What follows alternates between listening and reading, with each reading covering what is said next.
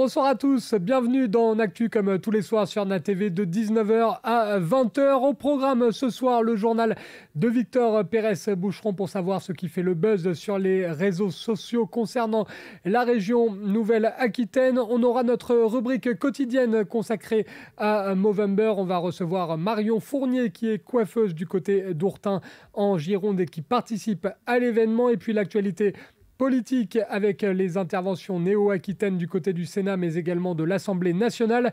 N'Actu, l'émission dont le présentateur se laisse pousser la moustache à défaut de pouvoir se laisser pousser les cheveux. C'est parti.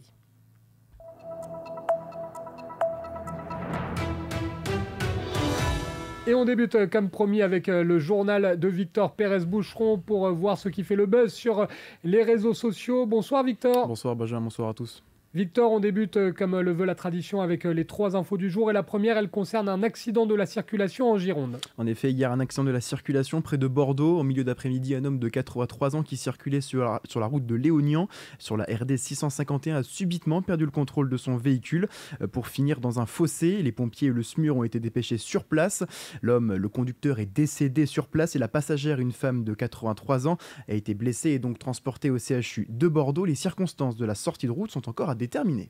Et on passe de la route à la mer avec des nouvelles, Victor, de l'Hermione. Bonne nouvelle en ce qui concerne la frégate de la Liberté, la Fayette, donc la frégate l'Hermione va être restaurée. Le bateau est attaqué par un champignon qui s'attaque au bois, actuellement amarré au port de Bayonne où elle attend d'être rénovée. Selon les experts, 7% de la structure serait touchée, estimée à 6,5 millions d'euros. Les travaux pourraient durer jusqu'à 1 an et demi.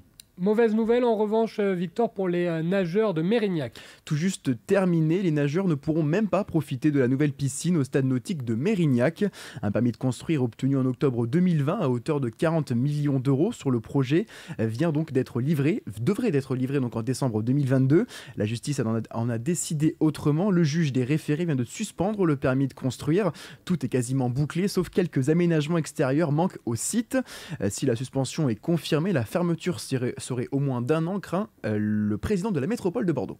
Et la tendance qui buzz actuellement sur les réseaux sociaux, c'est une tendance qui se déplace, Victor, à 2 roues. En effet, le ballon d'or féminin, le ballon d'or masculin, le vélo d'or masculin et bientôt le vélo d'or féminin. Ça fait du bruit donc sur la planète cyclisme. Vélo Magazine va donc remettre un vélo d'or féminin en novembre prochain. Donc ça n'a pas caché son admiration sur Twitter avec les commentaires que j'ai sélectionnés, notamment celui d'Étienne Gourceau. Cette femme doit être vélo d'or, point, pas vélo d'or féminin, vélo d'or tout court. Alors nous connaissons également la liste des prétendantes, ni plus ni moins les meilleures mondiales. Donc les nominés pour le vélo d'or féminin 2022 sont Elisa Balsamo, Marta Cavalli, Audrey Cordon-Rago, la française, également Pauline Ferrand-Prévot, la française Mathilde Gros qui s'est illustrée sur la piste lors des derniers championnats du monde à Saint-Quentin en Yvelines, la belge Lotte Kopecky, la française de la DSM Juliette Labousse, l'italienne Elisa Longo Borghini de la Trek Segafredo, la néo-zélandaise Ashley Moolman-Passio, la danoise de l'équipe FDJ Suez Futuroscope Cécilie Uttrup-Ludwig, les 3 néerlandaises Annemiek van Vleuten, la première mondiale, Demi Vollering également de la SD Works et Marianne Vos, suivi de l'allemande Lorena Wiebes. Et évidemment, je serai pour Pauline Ferrand-Prévot. La vidéo du jour, Victor, nous vient de Gironde. Toujours et simplement sur TikTok, elle nous vient de Bordeaux, de la gare Bordeaux-Saint-Jean. Le plus simple, c'est de vous la laisser la regarder. POV, tu vas à la gare de Bordeaux. C'est un endroit que j'adore. Gare Saint-Charles. Qu'est-ce qu'on y voit, Victor, dans cette vidéo ? On y voit tout simplement un homme allongé donc sur les quais de la gare de Bordeaux avec sa télé, ses bouteilles et son décodeur. Alors on remarque un décodeur, effectivement, Benjamin, espérons au moins que celui-ci soit branché sur NatTV. J'ai l'impression que c'était plutôt branché sur Cyril Hanouna, là, sur les images que l'on a vues. Merci beaucoup, Victor. On te retrouve demain pour le dernier journal des réseaux sociaux de la semaine. Je te laisse retourner au travail. Tu as du pain sur la planche. Merci, Victor. Merci, Benjamin.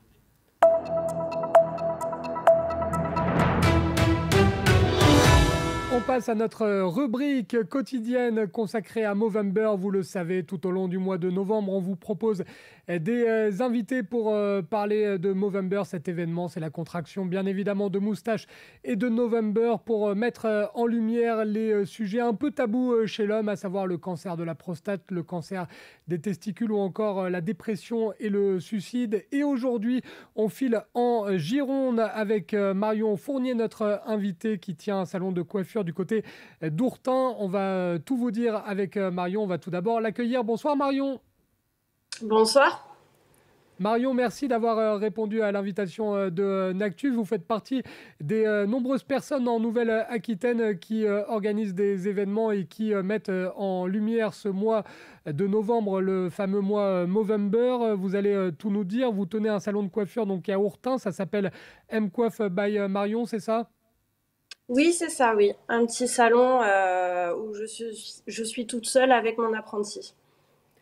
Et vous avez décidé de participer à votre échelle à ce mois de Movember. Vous allez un petit peu nous expliquer, mais le principe, c'est d'offrir certaines prestations aux hommes et de collecter des fonds pour la fondation, c'est ça ?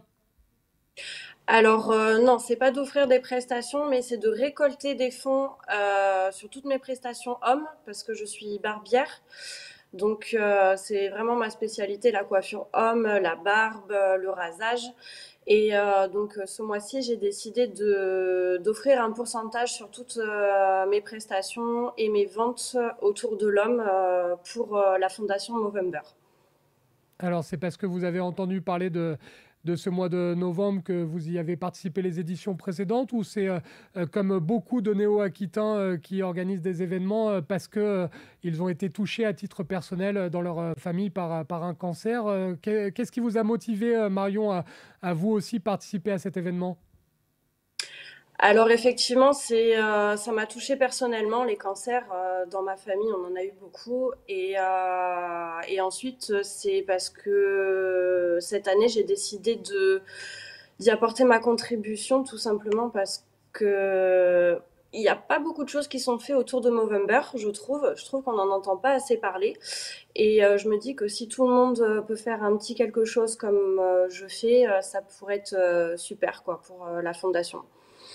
D'autant que c'est très simple, on va le rappeler, on le fait quotidiennement dans cette émission, mais vraiment, les organisateurs de Movember ont fait les choses très bien. C'est très facile d'accès. Vous allez sur le site de Movember, vous tapez Movember sur votre moteur de recherche, vous allez tomber sur le site de Movember.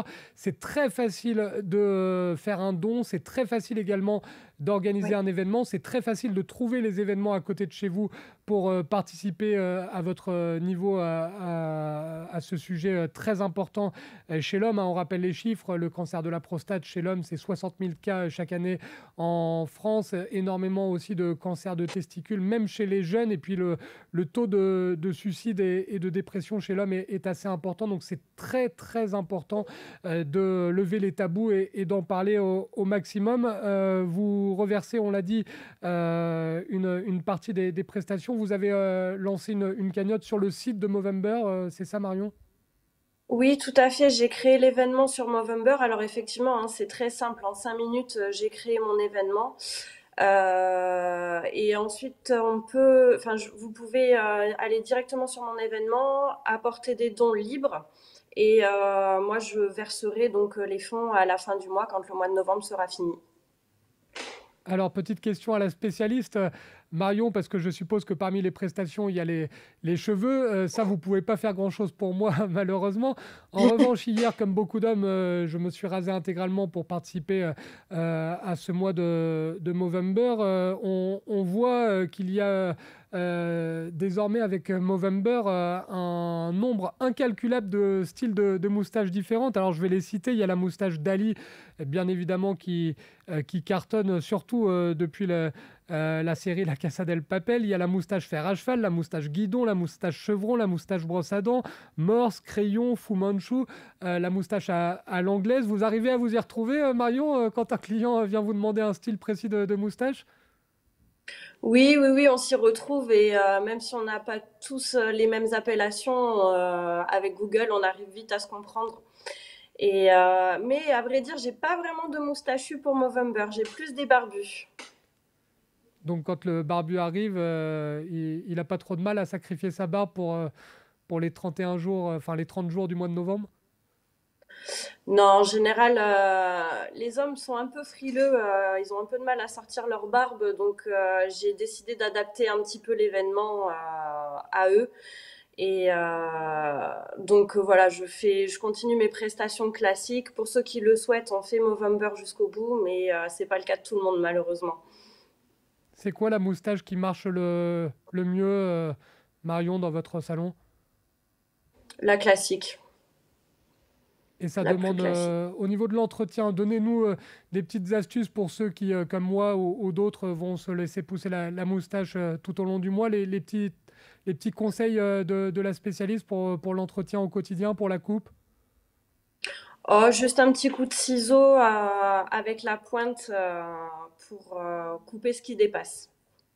Et Et sinon, bien on la va dessiner à au départ. Hortin chez Marion pour aller faire une petite mise au point. Je rappelle Marion Fournier, notre invitée qui tient le salon M-Coiffe by Marion du côté d'Ourtin en Gironde. Marion, on rappelle peut-être avant de vous laisser les moyens d'accès à votre événement et puis les moyens aussi de donner sur votre cagnotte via peut-être les réseaux sociaux. Alors tout simplement, soit vous allez sur le site Movember en me recherchant et vous allez me trouver très facilement. Sinon, directement sur ma page Facebook ainsi que sur Instagram. Je partage l'événement depuis plusieurs jours et je vais le partager tout le mois. Avec le lien, vous pourrez cliquer directement dessus. Ou sinon, en venant simplement vous faire coiffer ou raser au salon. Et en tout cas, on vous félicite, Marion. Vous faites partie des nombreuses personnes en Nouvelle-Aquitaine à jouer le jeu. Et on vous félicite et on vous remercie d'avoir répondu aux questions de Nactu. Merci, Marion. Merci à vous. Marion Fournier qui était notre invitée, Marion Fournier qui est coiffeuse du côté d'Ourtin en Gironde et qui fait partie de ceux qui jouent le jeu et qui sont solidaires de Movember. On rappelle, tout au long du mois de novembre, on vous proposera des invités pour mettre en lumière ce mois qui est consacré à la lutte contre le cancer de la prostate, le cancer des testicules ou encore la dépression et le suicide chez les hommes. Dans un instant, Nactu revient après une petite pause. On va évoquer l'actualité politique de la région Nouvelle-Aquitaine. Il y aura Sénat avec les questions des sénateurs de la région du côté du Sénat à Paris et puis l'Assemblée nationale qui a repris avec notamment un projet de loi concernant l'agriculture et l'alimentation. Nactu, ça continue, nous sommes ensemble jusqu'à 20h, ne bougez pas, on revient dans un instant.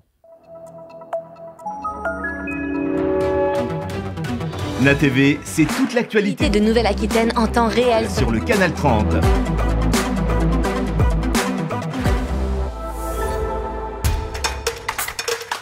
Le Nasport Live, ce sont les plus grands clubs de Nouvelle-Aquitaine. Okeanos sur NATV, l'émission consacrée à l'actualité du nautisme. Nactu, c'est l'actualité de Nouvelle-Aquitaine vue autrement sur NATV. Namas TV, l'émission idéale pour rester zen en Nouvelle-Aquitaine. NATV, la Nouvelle-Aquitaine autrement. NATV, c'est toute l'actualité de Nouvelle-Aquitaine en temps réel sur le canal 30.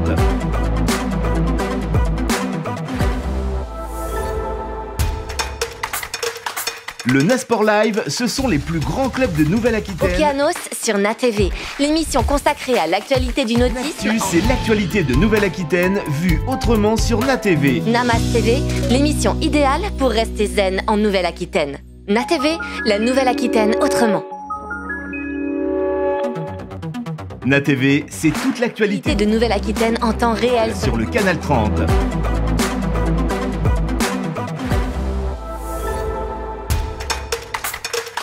Le Nasport Live, ce sont les plus grands clubs de Nouvelle-Aquitaine. Okeanos sur NATV, l'émission consacrée à l'actualité du nautisme. Nactu, c'est l'actualité de Nouvelle-Aquitaine vue autrement sur NATV. Namas TV, l'émission idéale pour rester zen en Nouvelle-Aquitaine. NATV, la Nouvelle-Aquitaine autrement. NATV, c'est toute l'actualité de Nouvelle-Aquitaine en temps réel sur le canal 30.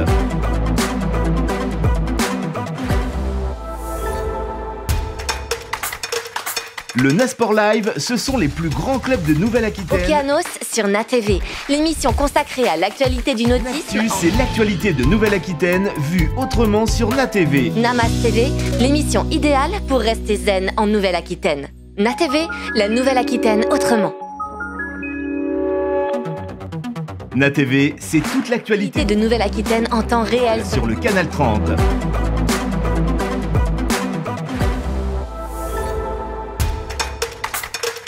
Le Nasport Live, ce sont les plus grands clubs de Nouvelle-Aquitaine. Okeanos sur NATV, l'émission consacrée à l'actualité du nautisme. C'est l'actualité de Nouvelle-Aquitaine vue autrement sur NATV. Namas TV, l'émission idéale pour rester zen en Nouvelle-Aquitaine. NATV, la Nouvelle-Aquitaine autrement. NATV, c'est toute l'actualité de Nouvelle-Aquitaine en temps réel sur le canal 30.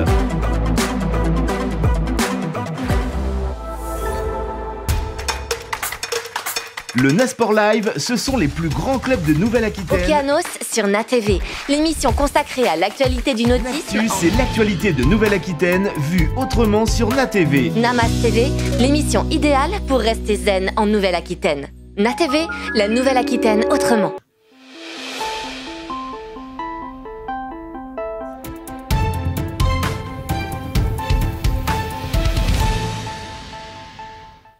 De retour dans Actu, nous sommes ensemble jusqu'à 20h pour décortiquer autrement l'actualité de Nouvelle-Aquitaine. Et comme souvent le jeudi, on consacre la dernière partie de Actu à l'actualité politique avec tout d'abord Sénat. Sénat, ce sont les interventions des sénateurs de Nouvelle-Aquitaine du côté du Sénat à Paris. La première ministre Elisabeth Borne a été interpellé par Claude Malhuret, le sénateur de l'Allier, qui a réagi aux altercations violentes entre policiers et manifestants anti-bassines observées samedi dernier à Sainte-Soline dans les Deux-Sèvres. L'actualité de Sainte-Soline qui a énormément mobilisé les questions des sénateurs. On regarde cet échange entre Claude Malhuret, le sénateur de l'Allier, et donc la première ministre Elisabeth Borne. Je donne immédiatement la parole au président Claude Malhuret pour le groupe Les Indépendants, République et Territoires. Madame la Première ministre, une fois de plus, les agriculteurs ont subi les violences, les intrusions, les saccages, les destructions, les harcèlements de bandes de casseurs, de Black Bloc et de fichiers S. Soutenus par les idéologues d'une écologie de la décroissance et par des parlementaires qui se déshonorent en participant à des manifestations interdites dont ils connaissent à l'avance les débordements. 61 gendarmes blessés, certains par des boules de pétanque et des cocktails Molotov, des conduites d'eau détruites, des champs ravagés. Rien de nouveau, c'est la 5e bassine attaquée en 2 ans. Celle de Sainte-Soline avait donné lieu à un travail de concertation exemplaire. Toutes les parties prenantes, y compris France Nature Environnement, ont validé le projet. C'est celui d'une coopérative, c'est de l'économie sociale et solidaire, mais ils s'en fichent totalement. Au moment où Poutine coupe le gaz, on s'aperçoit que par leur faute, on n'a plus assez d'énergie nucléaire et que les Allemands n'en ont plus du tout. Au moment où ils bloquent les bateaux qui partent d'Ukraine, les mêmes veulent mettre à genoux notre agriculture. Ils ont détruit en mars dernier 1500 tonnes d'un train de blé pour dire aux paysans qu'il faut produire moins alors que l'Afrique attend le blé français. Combien de temps va durer le délire anti-système d'une minorité de contestataires gavés qui achètent leur salade en sachet dans les supermarchés sans même comprendre qu'il faut de l'eau pour la produire. Depuis des années, ce vandalisme se déroule dans l'indifférence. Sur les 35 destructions des installations de recherche végétale, 28 plaintes ont été déposées, 6 procès ont été engagés, une seule condamnation. En 2020, à Perpignan, des juges ont même reconnu l'état de nécessité pour relaxer les casseurs. Madame la Première ministre, nos agriculteurs, nos éleveurs, nos chercheurs n'en peuvent plus. L'immense majorité des Français les soutient, mais on ne parle que de ceux qui aspergent les chefs-d'œuvre de soupe et qui bloquent les autoroutes. Ils ont l'impression que personne ne les défend. Pouvez-vous les rassurer et leur dire que la fin de l'impunité est une priorité pour le gouvernement ? Pour vous répondre, la parole est à Madame la Première ministre. Merci, Monsieur le Président, Mesdames et Messieurs les sénateurs, Monsieur le Président Malhuret. Comme vous, comme beaucoup de Français, j'ai été choquée par les violences auxquelles nous avons assisté le week-end dernier à Sainte-Soline dans les Deux-Sèvres. Et je veux avant toute chose rendre hommage à nos forces de l'ordre. Chaque jour, policiers et gendarmes nous protègent. Ils préservent l'ordre républicain. Aucune violence contre eux n'est acceptable et le gouvernement sera toujours à leur côté. Alors, mesdames et messieurs, de quoi parle-t-on à Sainte-Soline? Un projet de bassine porté et attendu par les agriculteurs du territoire a fait l'objet de concertations longues et approfondies. Grâce à ces discussions, le projet a été fortement modifié et je peux en témoigner en tant qu'ancienne préfète de la région Poitou-Charentes. Ce projet s'inscrit dans le cadre du projet de territoire pour la gestion de l'eau qui a été approuvé en 2019 à la quasi-unanimité des collectivités, bien sûr, mais aussi des associations de protection de l'environnement. Ce projet va permettre de réduire les prélèvements dans les milieux naturels. C'est un projet responsable qui lie la réalisation des réserves à des engagements environnementaux pris par les agriculteurs. Et c'est un projet qui est également nécessaire pour aider ces agriculteurs à faire face à la sécheresse et pour mieux réguler l'usage de l'eau. Donc je le dis clairement, c'est un bon projet. Il a passé toutes les étapes des processus d'autorisation. Dans le respect des règles de l'état de droit, il a pu faire l'objet de recours par les opposants qui ont perdu devant la justice. Malgré un projet écologiquement vertueux, comme le montrent les études du Bureau des recherches géologiques et minières, malgré un projet concerté et attendu par les agriculteurs, malgré les arrêtés d'interdiction de manifester pris par la préfecture et confirmés par la justice, des manifestations se sont tenues sur ce site le week-end dernier. Si la majorité des manifestants étaient pacifiques, plusieurs centaines d'individus violents ont pris à partie les gendarmes qui protégeaient le site. Le bilan de leur action est lourd. Tirs de mortier, jets de cocktails Molotov, véhicules de gendarmerie détruits et une soixantaine de militaires blessés. Ce sont des scènes inacceptables et profondément choquantes. Malgré la grande violence de l'agression, les gendarmes ont tenu et sous l'autorité du ministre de l'Intérieur, ils ont maintenu l'ordre républicain. Et je veux à nouveau les remercier et leur rendre hommage et exprimer également toute ma solidarité et la solidarité du gouvernement avec tous les gendarmes blessés. Donc je le dis clairement, l'opposition à un projet ne justifie jamais la violence. La justice est saisie et je peux vous l'assurer, Monsieur le Président, il n'y aura aucune impunité pour ces auteurs de violences. Je vous remercie. C'était l'échange au Sénat entre la Première ministre Elisabeth Borne et le toujours très sage et loquace Claude Malhuret, sénateur de l'Allier. Toujours à propos des violences qui ont été constatées du côté de Sainte-Soline dans les Deux-Sèvres avec les manifestations anti-bassines, on vous propose cette fois l'intervention de Philippe Mouillet. C'est le sénateur tout simplement des Deux-Sèvres qui est donc concerné directement par ces violences. Philippe Mouillet qui a interpellé le ministre de l'Intérieur, Gérald Darmanin. Là aussi, on écoute l'échange entre les deux protagonistes du côté du Sénat. La parole est maintenant à notre collègue Philippe Mouillet pour le groupe Les Républicains. Monsieur le Président, Madame la Première ministre, Mesdames, Messieurs les ministres, mes chers collègues, je reviendrai bien entendu sur le sujet de ce week-end à Sainte-Soline où nous avons vécu un week-end terrible dans les Deux-Sèvres, dans mon département, et je tiens à associer mon collègue Gilbert Favreau ici présent. Comme vous l'avez évoqué, durant 2 jours, cette commune de 350 habitants a vu déferler près de 4000 personnes participant à une manifestation interdite par la préfecture contestant la réalisation d'une réserve de substitution. Malheureusement, comme cela a été prévisible et ressenti, environ 400 extrémistes violents étaient associés à cette manifestation. Manifestation cautionnée également par leur présence par des élus de la République qui appellent aujourd'hui à la désobéissance civique. Nous avons vécu des scènes de violence inouïes. Et comme vous l'avez fait, Madame la Première ministre, je tiens également à saluer l'engagement des forces de l'ordre, à apporter tout mon soutien au personnel blessé et à féliciter la préfète des Deux-Sèvres. Ce projet de réserve contesté par les manifestants, comme vous l'avez dit, a été finalement validé par l'ensemble des acteurs. L'État, le monde agricole, les associations environnementales, les élus locaux. Ce projet est aujourd'hui financé et légalement autorisé. Malgré cela, cette manifestation a été orchestrée au nom de l'écologie, mais ce n'est qu'un prétexte politique voulant instituer un système de violence et d'anarchie. Depuis 24 heures, aujourd'hui, Sainte-Soline a retrouvé un peu de calme. Malgré ce qui est évoqué par les médias, il n'y a pas de ZAD. Mais les agriculteurs et les habitants qui ont été harcelés et qui méritent tout notre soutien aspirent à de la tranquillité. Monsieur le ministre de l'Intérieur, puisque cette question vous était dédiée, Face à ce type d'événement inquiétant pour notre société, quelle réponse judiciaire, quelle réponse politique? Comment faire pour que demain, à Sainte-Soline, comme partout en France, où un projet d'aménagement est démocratiquement autorisé, nous puissions le réaliser sereinement? Pour vous répondre, la parole est au ministre de l'Intérieur, M. Gérald Darmanin.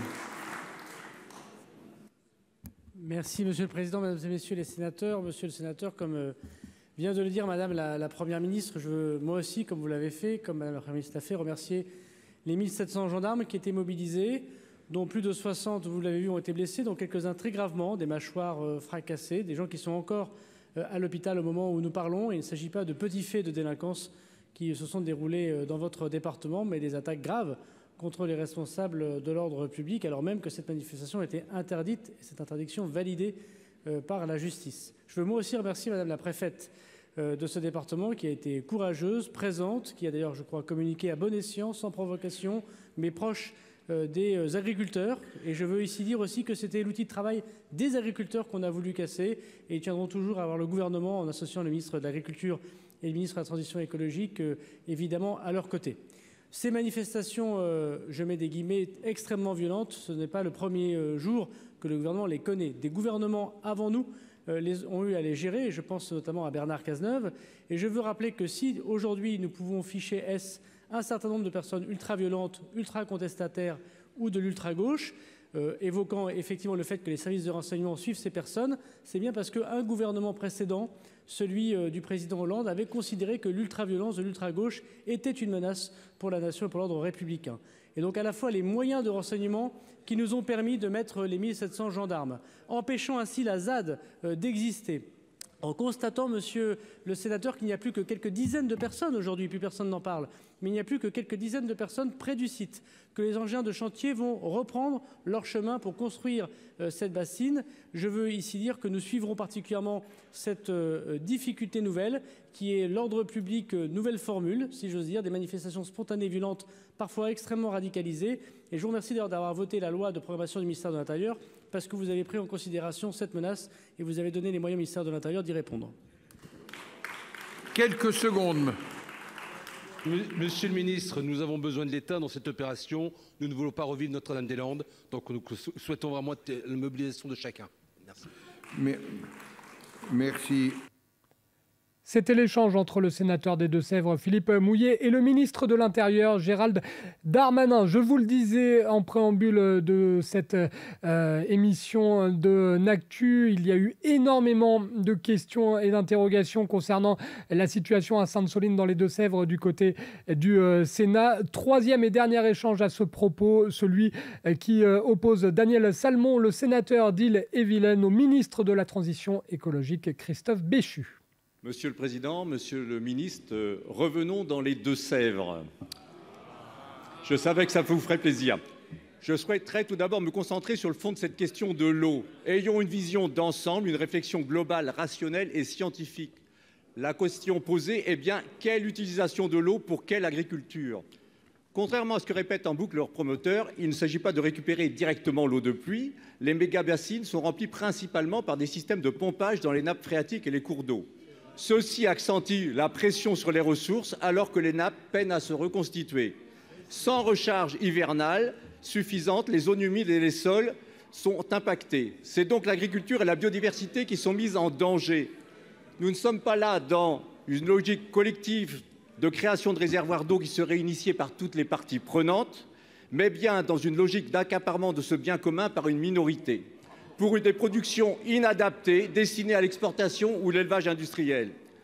Nous dénonçons le déni démocratique et le court-termisme.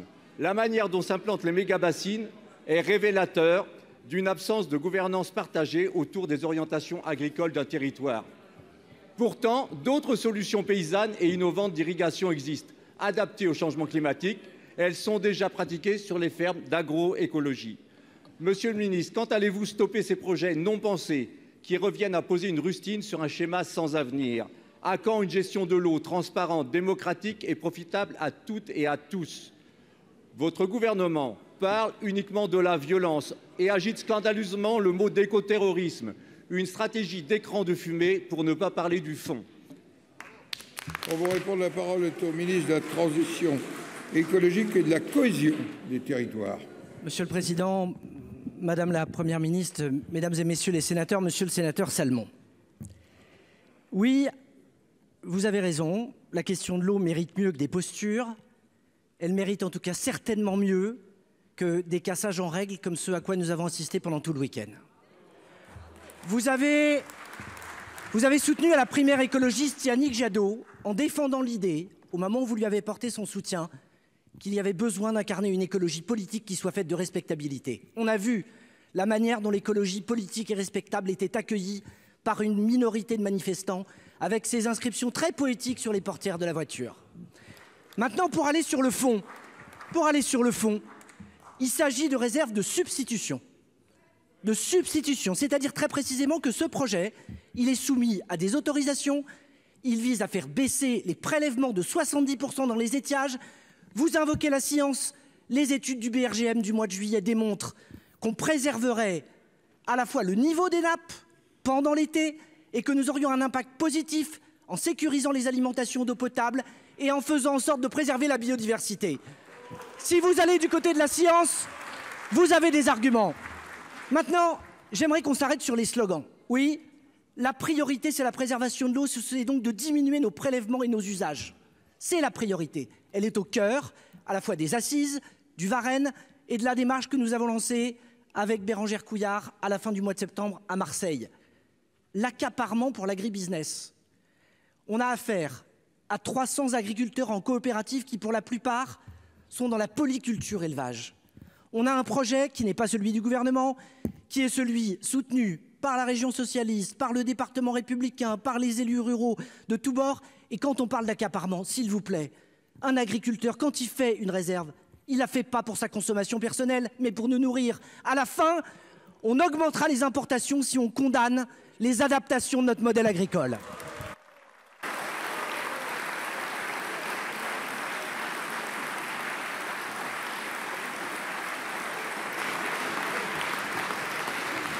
Monsieur Salmon. Monsieur le ministre, il ne vous a pas échappé que nous venons de vivre une année dramatique avec la canicule et la sécheresse, avec des aléas climatiques qui ne sont pas pris en compte dans les études du BRGM. On se base sur des statistiques sur les années, les décennies passées. Ce n'est pas ça qui va se produire demain. Votre politique du bulldozer pour soutenir un système obsolète ne pourra pas durer longtemps comme ça. Vous êtes toujours dans Actu, nous sommes ensemble jusqu'à 20h. On traite actuellement de l'actualité politique de la région Nouvelle-Aquitaine avec le meilleur des interventions des sénateurs de la région, mais également les questions concernant la situation à Sainte-Soline dans les Deux-Sèvres, département de la Nouvelle-Aquitaine. La dernière intervention au Sénat est celle de Christian Redon-Sarrazy, sénateur de la Haute-Vienne, qui a interpellé Marlène Schiappa, la secrétaire d'État chargée de l'économie sociale et solidaire et de la vie associative. Rien à voir avec Sainte-Soline cette fois. Le thème de cet échange, le gaspillage alimentaire. Madame la ministre, en raison des crises successives, un nombre croissant de nos concitoyens se trouve en situation de grande précarité et ils sont de plus en plus nombreux à devoir recourir à l'aide alimentaire pour se nourrir au quotidien. Dans mon département, les bénéficiaires de la banque alimentaire ont augmenté de 5% en un an. Cela représente aujourd'hui 42 000 personnes, soit plus de 10% de la population de la Haute-Vienne. L'aide alimentaire a su se professionnaliser pour répondre à ces nouvelles demandes, mais elle fait face à une grave pénurie de produits en raison d'un scandaleux gaspillage. Les organisations constatent avec amertume que la loi Garot n'est pas respectée. De nombreux magasins et entreprises du secteur agroalimentaire persistent à jeter d'importantes quantités de produits qui pourraient pourtant résoudre les problèmes d'approvisionnement. On compte d'ailleurs à ce jour une baisse de 6% de la ramasse de ces produits. Pourquoi ? Pour essentiellement une question de profit. Plutôt que de donner la totalité de leurs excédents aux associations, les grands groupes préfèrent revendre leur surproduction à des déstockeurs, chez qui se retrouve le gaspillage alimentaire car ils peinent à revendre tous les produits récupérés. Une solution aux multiples bénéfices consisterait à obtenir des produits en circuit court auprès des agriculteurs et des producteurs locaux disposant d'excédents. Le problème est qu'ils ne bénéficient actuellement d'aucune mesure de défiscalisation pour les dons qu'ils pourraient effectuer. Madame la ministre, que comptez-vous faire pour faire appliquer correctement la loi Garot ? Que proposez-vous pour soutenir l'achat local et plus largement l'aide alimentaire ? Pour vous répondre, la parole est à la secrétaire d'État en charge de l'économie sociale et solidaire, Madame Schiappa. Vous avez la parole. Merci, Monsieur le Président, Madame la Première ministre, Monsieur le Sénateur Christian Redon-Sarrazy.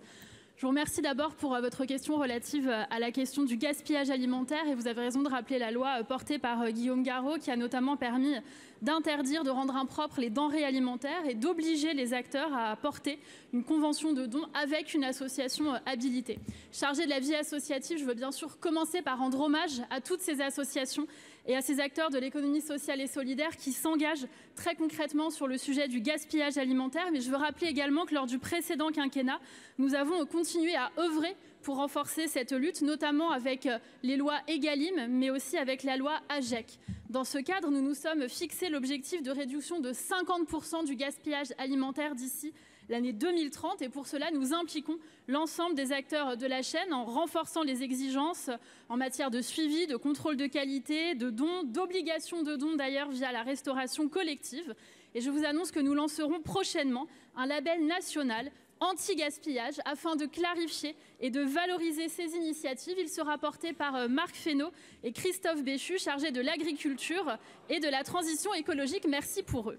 C'est donc une mesure de la loi AGEC que nous pourrons mettre en œuvre parce que, comme vous le savez, les Français sont toujours plus sensibles à leur manière de consommer. L'entreprise de l'économie sociale et solidaire Phoenix dit par exemple que 84% des Français privilégient un supermarché identifié par un label de ce type. La question du gaspillage alimentaire et de l'accès à l'alimentation sont fondamentales pour nous. C'est d'ailleurs pourquoi demain, la Première ministre Elisabeth Borne ira en déplacement dans une banque alimentaire et nous aurons l'honneur de l'accompagner avec le ministre des Solidarités, Jean-Christophe Combe, pour être toujours au plus près des acteurs de terrain. Je vous remercie. Monsieur Redon-Sarrazy. Merci Madame la Ministre. Je me doutais de cette réponse, qui n'en est pas vraiment une. Effectivement, vous dites que vous avez fait des choses pour la solidarité alimentaire, mais ce que vous oubliez de dire, c'est qu'aucun gouvernement avant le vôtre n'avait autant créé de précarité par les choix politiques et budgétaires qui ont été les siens.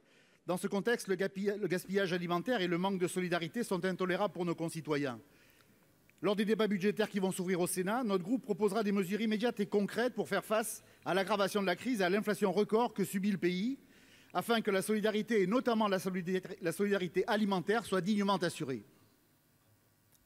C'était Christian Redon-Sarrazy, le sénateur de la Haute-Vienne, qui interpellait Marlène Schiappa à propos de la lutte contre le gaspillage alimentaire. N'actu, on va effectuer une petite pause, le temps de faire le court chemin entre le palais du Luxembourg et le palais Bourbon, puisqu'on va vous proposer le meilleur des interventions des députés de la région Nouvelle-Aquitaine du côté de l'Assemblée nationale. N'actu, nous sommes ensemble jusqu'à 20h, ne bougez pas, on revient dans un instant.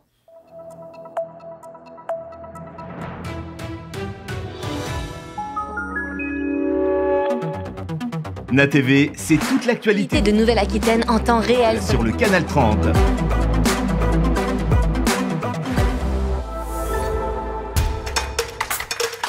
Le Nasport Live, ce sont les plus grands clubs de Nouvelle-Aquitaine. Okeanos sur NATV, l'émission consacrée à l'actualité du nautisme. C'est l'actualité de Nouvelle-Aquitaine vue autrement sur NATV. Namas TV, l'émission idéale pour rester zen en Nouvelle-Aquitaine. NATV, la Nouvelle-Aquitaine autrement. NATV, c'est toute l'actualité de Nouvelle-Aquitaine en temps réel sur le canal 30.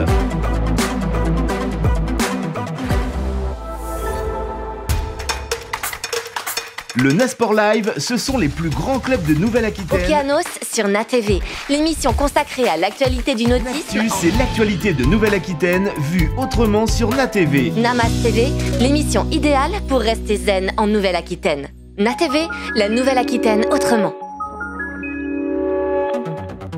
NATV, c'est toute l'actualité de Nouvelle-Aquitaine en temps réel sur le canal 30.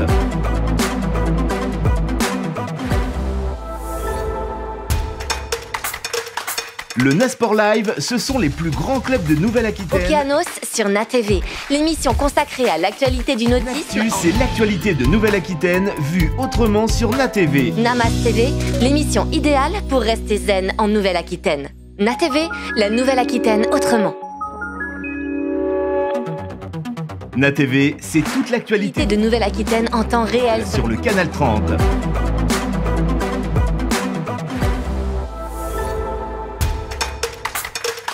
Le Nasport Live, ce sont les plus grands clubs de Nouvelle-Aquitaine. Okeanos sur NaTV, l'émission consacrée à l'actualité du nautisme. L'actu, c'est l'actualité de Nouvelle-Aquitaine vue autrement sur NaTV. Namas TV, l'émission idéale pour rester zen en Nouvelle-Aquitaine. NaTV, la Nouvelle-Aquitaine autrement. NaTV, c'est toute l'actualité de Nouvelle-Aquitaine en temps réel sur le canal 30.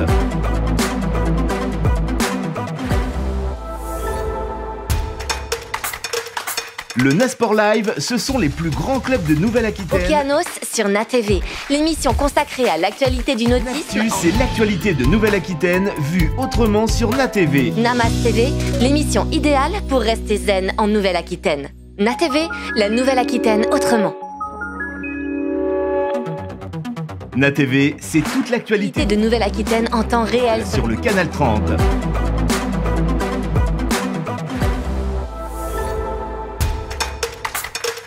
Le Nasport Live, ce sont les plus grands clubs de Nouvelle-Aquitaine. Okeanos sur NaTV, l'émission consacrée à l'actualité du nautisme. L'actu, c'est l'actualité de Nouvelle-Aquitaine vue autrement sur NaTV. Namas TV, l'émission idéale pour rester zen en Nouvelle-Aquitaine. NaTV, la Nouvelle-Aquitaine autrement. NaTV, c'est toute l'actualité de Nouvelle-Aquitaine en temps réel sur le canal 30.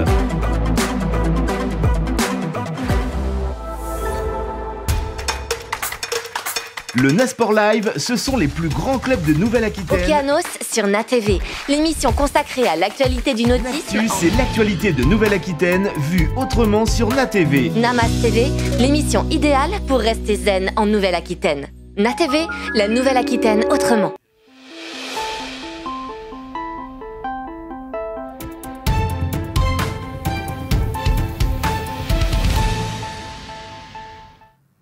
De retour dans Actu comme tous les soirs de 19h à 20h du lundi au vendredi pour décrypter autrement l'actualité de la région Nouvelle-Aquitaine, l'actualité politique dans Actu pour terminer cette émission avec un détour du côté du Palais Bourbon à l'Assemblée nationale. Hier avait lieu une séance pour discuter du projet de loi finance 2023 concernant l'agriculture, l'alimentation, les forêts et les affaires rurales.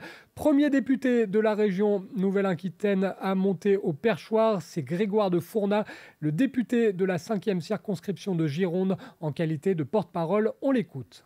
La parole est à monsieur Grégoire de Fournat pour le Rassemblement national.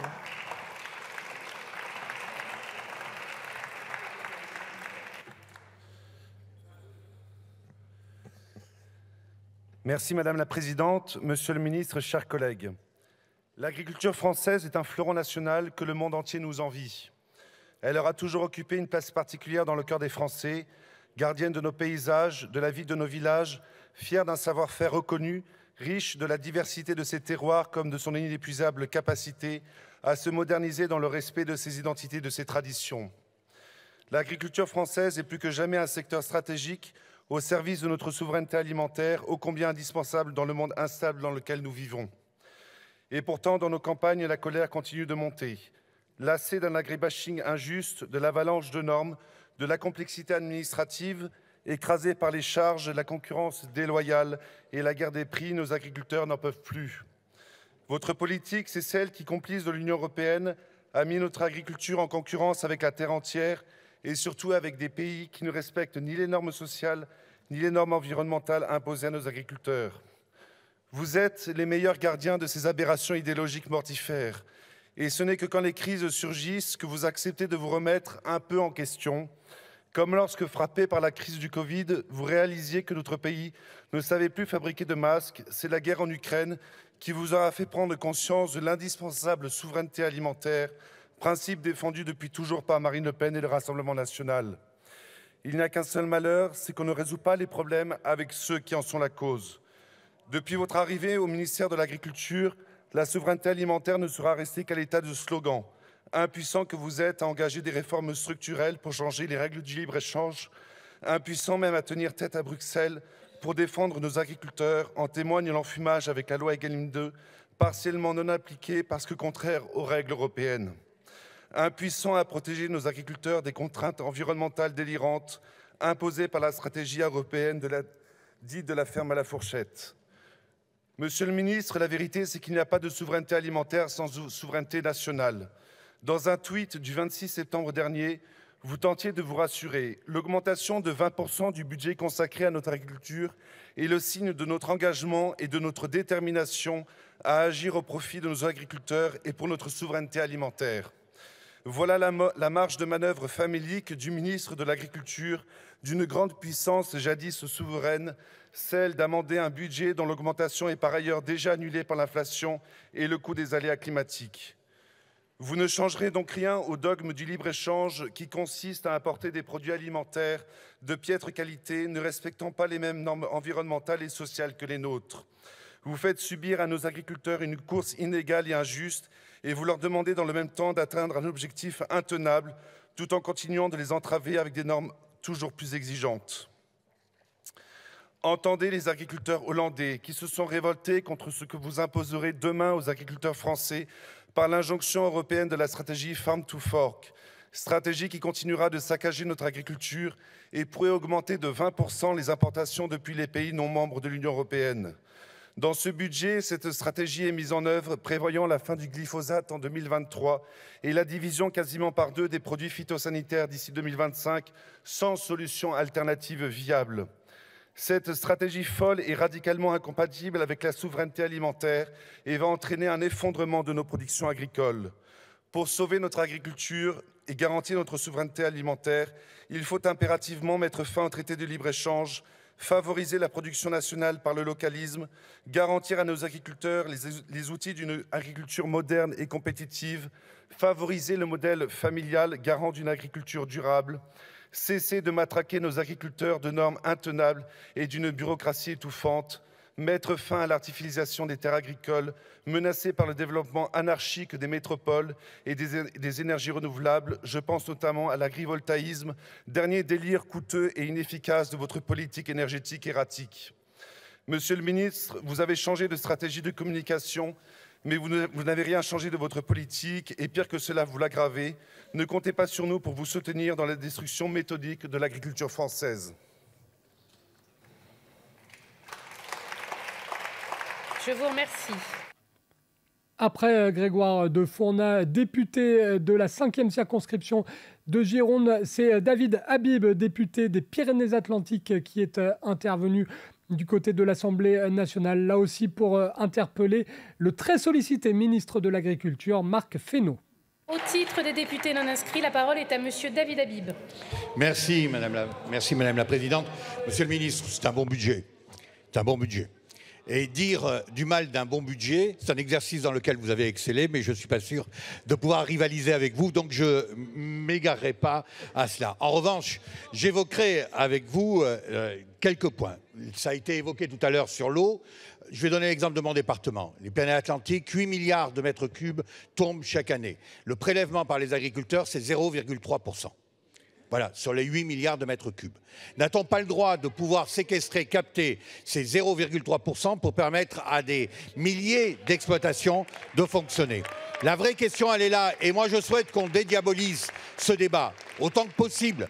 D'ailleurs, à l'intérieur des collectivités régionales, cette question a été dédiabolisée. Et l'ensemble des formations politiques ont pris conscience qu'il y avait nécessité d'accompagner les agriculteurs dans cette gestion de l'eau et de le faire autant que possible, pour reprendre l'expression de mon ami Dominique Potier, en favorisant la solidarité.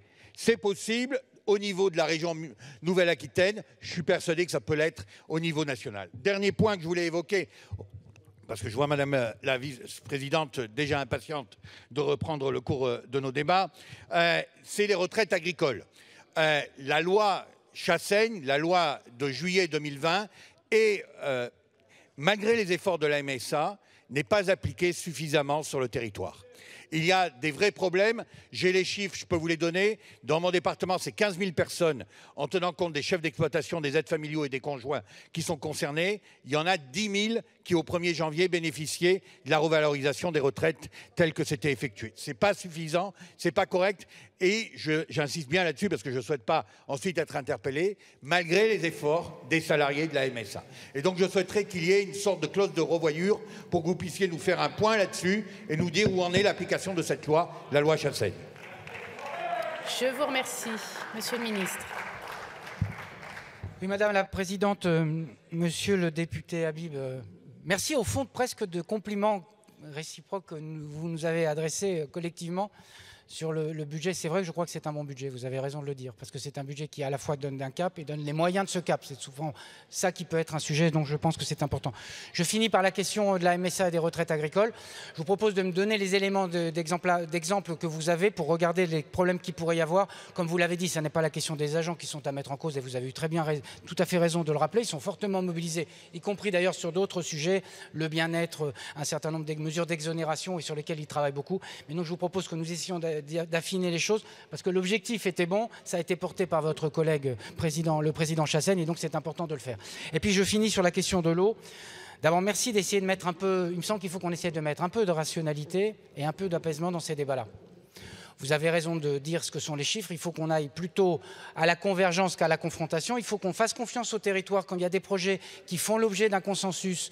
Il me semble qu'il faut faire confiance, on ne peut pas à la fois dire faisons confiance au territoire et dès qu'il y a un projet, revenir par-dessus, dire ben non, finalement on n'est pas d'accord. Il me semble qu'il faut qu'on fasse une œuvre collective. On a besoin sur ces sujets de trouver des terrains de compromis qui ne soient pas des compromissions, mais qui soient des compromis et qui doivent servir un seul objectif, celui d'un partage juste de l'eau. Et donc c'est plutôt à ce dialogue et à cet équilibre que j'appelle quand je vois un certain nombre de choses qui ont pu se passer ce week-end. Il y a besoin de poser les choses aussi tranquillement que possible, de montrer les équilibres qui sont à l'œuvre, de montrer le prélèvement qui est opéré par les uns et par les autres, de trouver des voies et des moyens de gouvernance. C'est à cette condition-là qu'on arrivera à le faire. Je le répète, la quantité d'eau qui va tomber sur nos territoires est équivalente. La question, c'est la répartition et sa bonne gestion. Et c'est là-dessus qu'il faudra qu'on travaille avec un souci de compromis et pas de confrontation. Merci beaucoup.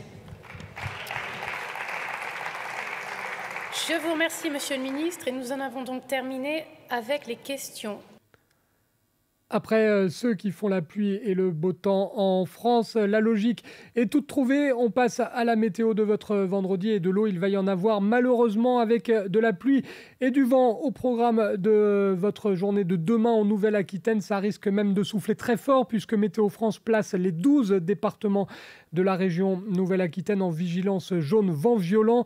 Côté température, il fera 13 degrés demain matin à La Rochelle, vous le voyez, 10 à Poitiers, 9 à Limoges, 10 à Périgueux, 12 à Bordeaux, 11 à Agen, Bayonne, 13 degrés pour la cité bayonnaise et 10 pour la cité paloise, avec donc de la pluie sur l'ensemble de la région. La pluie au programme également de votre vendredi après-midi avec des températures en légère hausse, avec 14 degrés à La Rochelle, 12 degrés à Poitiers, 10 degrés à Limoges, 12 degrés du côté de Périgueux, 14 à Bordeaux et à Agen, 13 degrés à Pau et 15 degrés pour la maximale de la région Nouvelle-Aquitaine du côté du Pays Basque et de Bayonne. L'actu, c'est désormais terminé. Dans un instant, place au Nasport Show avec un gros programme là aussi, du rugby, du basket, du hockey sur glace ou encore la route du Rhum à 3 jours maintenant du grand départ de la plus célèbre des transats françaises.